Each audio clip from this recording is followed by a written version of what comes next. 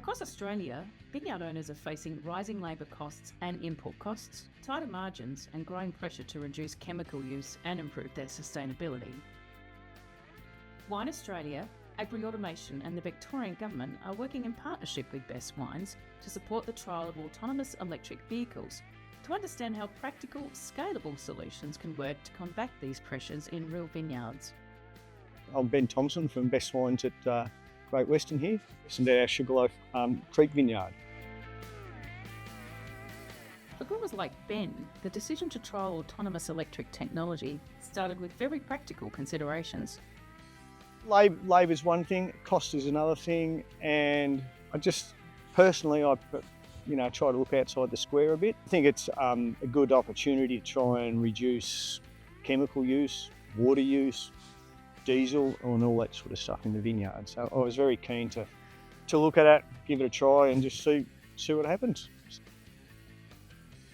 Trials like this form part of Wine Australia's regional program, supporting growers to test emerging technologies in real operating conditions. Supported through Victorian Government grant funding, the Electrification of Vineyards project is demonstrating how an autonomous electric vehicle paired with a UVC light unit, electric mower and additional battery capacity can help manage powdery mildew and vineyard mid-row vegetation. When combined, these reduce reliance on conventional chemical sprays while also reducing tractor passes, fuel use and labour requirements. The project is helping industry understand how these technologies perform under real commercial vineyard conditions and where they may fit into future vineyard management systems. The system is designed to operate autonomously, following pre-mapped routes through the vineyard. The Burro is the vehicle that tows the UVC unit. So when we first got it, we had to track the whole vineyard, routes for it to follow and go and how to get back to the pump shed and all that sort of stuff. So basically we set up 5 nights. We're actually doing 6 nights now. We just loaded into the screen on the Burro itself, and then we just press go. And then it actually tows the UVC unit along behind it, and now we've actually put an automatic start-stop on the UVC as well, which has made a big difference to us because before that we used to have to come out and turn it on every night, but now we've upgraded the Burro a bit and I can start it remotely. If it stops for any reason during the night, after 10 minutes the UVC will actually shut down. So the Burro is a fully electric system, so basically we run the UVC at night because that's the way it's designed to work. So we charge during the day. We've got 300 odd solar panels here as well. So it's not really costing us anything to run the Burro as well. The UVC system uses a non-chemical approach to help suppress powdery mildew, cutting back the need for conventional fungicide sprays. Key to its effectiveness is that treatments need to be applied after dark. Whether people know or not, but the sun creates A, B and C. And basically, C, UVC, doesn't get through the atmosphere. We're applying C, which is an unnatural thing for the plant. So basically the idea of it is the C destroys the spores of powdery mildew. It runs during the night and it's got have to have a couple of hours darkness after treatment, because if it gets natural sunlight A and B too soon afterwards, it will repair the spores. So if it's dark long enough, it will destroy the spores and they won't repair. So that's the idea of doing it at night. At the moment, we're roughly doing 8 to 9 hectares a night, which is about 30,000 metres, 30 kilometres each night. And we're doing that 6 nights a week.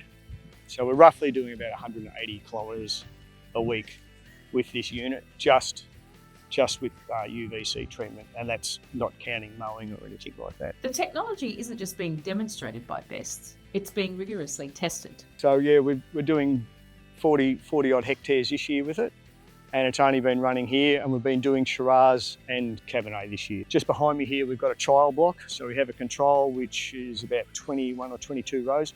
It's had no treatments for 2 years whatsoever. And then through the block there's a section of 4 rows which is UVC. Next 8 rows is UVC and conventional, then 10 rows of just straight UVC, conventional, UVC and conventional. So we've got a proper trial running through the block. Last year we did in the control, which has had nothing. We did find some powder in there. This year so far, we haven't seen much, but we have 35 to 40 hectares now that we have not put any sprays on at all now for 2 years, and we still haven't seen any disease at all of any description. Beyond disease control, Ben has also observed other changes in the vineyard ecosystem. I also feel that I'm seeing more insect activity in the UVC area. I just feel I see more spiders, more ladybirds, more lacewings and things like that. And we haven't applied an apple moth spray on any of this either, whereas the rest of the vineyard we have. While the unit operates on its own overnight, growers aren't disconnected from it. We also have 2 cameras front and back, which I can also watch. You can monitor how much power it's using, temperatures, obstacles, all sorts of stuff. So if you want to just check it, like if I wake up in the middle of the night, I go, oh yeah, no, it's still running, it's fine. From start to finish, the system is designed to run safely without the need for on-site supervision. Remote monitoring gives growers 24/7 visibility and confidence that everything is operating as expected. And we have a pick list now, so all our routes are there. So it says, choose your route, just pick the route. Do you want it to go to the start of that route? Yes. I remotely start it from home, takes off, it goes to the start of wherever I want it to start, sits there for 10 seconds, then away it goes. Then when it finishes that route, it goes back to the pump shed and it parks in the same spot, and then I just come out in the morning and plug it back in again. The project also supported the integration of electric mowing technology and additional battery capacity, helping create a fully electric vineyard management system capable of operating across multiple vineyard tasks. Mower we introduced in 25. It's very simple to use. It's about a 5-minute changeover from the UVC to the mower. Undo the hitch, pull it off, pull the power out, back up to the other one, put the hitch on, plug the power in, and away you go. The big thing people have got to remember, it's a mower. It's not a slasher. It's not going to cut 6-foot high grass. But a bit like the UVC, it's not actually costing me anything. So there's no diesel, no labour or anything like that. And so if it goes over a block every fortnight and just keeps topping it, that's fine. One advantage of having the mower consistently going over where the UVC goes is knocking down any grass which could cause obstacle detection. On the front of the Burro, I can set my detection height from 500, so 500 to a metre. It's looking at this much or this much or this much. If I get a lot of grass, it sees a lot of obstacles all the time. So continuously running over it and just knocking it down a lot helps that keep going. The use of any new technology raises questions around its potential impact on wine quality. Ben and his team are closely monitoring and assessing fruit and wine quality throughout the trial. At the winery, we made wine last year off UVC and non-UVC, and we picked 10 tonne of one and 10 tonne of another. Some of the experts think they can see a difference and maybe marginally better, but it'll be really interesting to see after a second year if that follows through or not. I'm just wondering whether it might be helping thicken the skins a bit more. Like any emerging technology, there are learnings along the way. The setup wasn't that easy for a start. I know it gets used in a lot of orchards and nurseries and all that, where you've got a lot more room, whereas we have to be pretty exact. We're in 3 metre rows, so we're still reasonably wide. But this is an older vineyard, wasn't set up on GPS, so not every row is dead straight.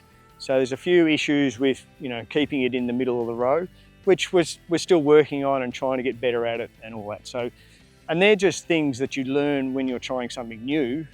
The more we use it, the more we're learning, the more we'll be able to, I believe we'll be able to adapt it better and better and better. If it comes across an obstacle that's got sensors and bump bars at the front, then it just stops. That has been one of our bit of an issues. Like it'll see a cane, sometimes it'll just slow down and it'll sit there for maybe a second, then it'll just take off. So that just slows down your run time at night. You can then get on if you want, if you wake up and see it, or it'll send you an alert. You can actually look in the cameras on it and go, yes, there's nothing around me. And then you can actually clear the obstacle on your phone or your laptop or whatever you want to clear it on. and it'll move forward again. These on-ground real-life learnings are helping to improve how autonomous systems can be adapted to different vineyard layouts, management systems and operating conditions across the Australian wine sector. For growers across the country, the real value in technology like this lies in improving operational efficiency, reducing input costs and supporting long-term sustainability outcomes.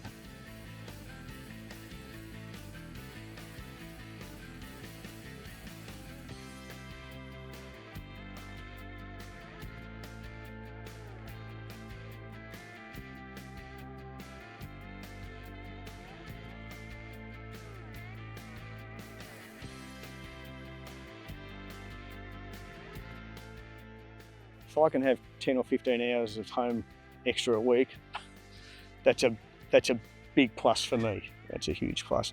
And I think in labour terms, it's going to get harder in the future to get labour, but also by not dedicating someone to just doing these sort of jobs, it frees us up to do that extra 5 or 10% you want to do in the vineyard. Frees you up to say, right, I don't have to sit on the tractor for 3 days. So pretty close to 20 grand on chemical costs this year, so that's not not to be laughed at. I think it's a thing we can watch for many years to come and go, wow, if we could get Australia to not having to use as many chemicals. I think it'll be suitable for a lot of wine regions. It's a very positive look for your business. People are interested and it looks green. It's sustainability, and that's what that's what we're all striving for at the moment. The start of this year, I was sort of losing my nerve about, doing 2 years without any chemical. And it only really dawned on me, I was walking through the vineyard the other day with someone and I said, we haven't sprayed anything on these for 2 years. And that's when it hit me around, wow, not many people would do that. By supporting trials like this through the regional program, Wine Australia is helping the sector access practical, hands-on insights into emerging agtech. Now growers across the country can observe and understand the potential benefits. To learn more about agtech trials and innovation, visit wineaustralia.com.